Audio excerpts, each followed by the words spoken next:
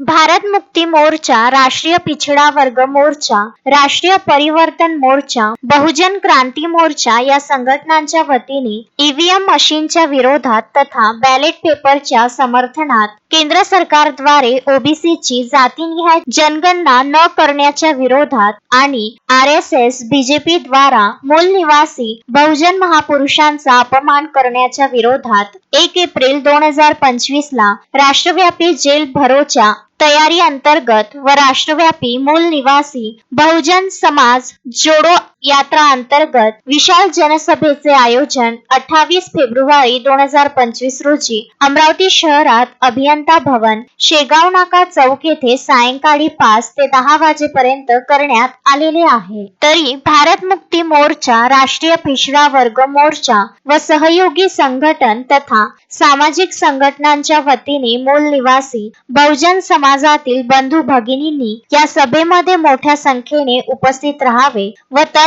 धनाने सहकार्य करावे असे आवाहन करण्यात येत आहे।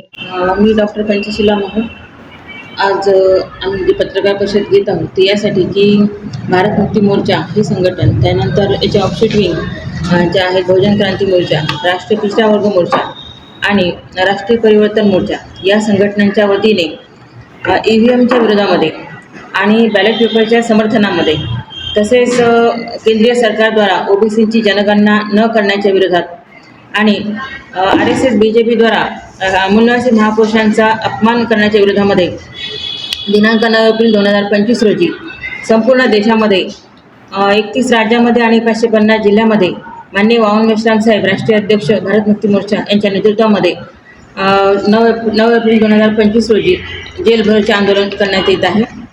या जेलभरो आंदोलनाच्या तयारीच्या अंतर्गत दिनांक 25 फेब्रुवारी 2025 रोजी अमरावती शहरामध्ये विशाल जनसभेचे आयोजन करण्यात येत आहे।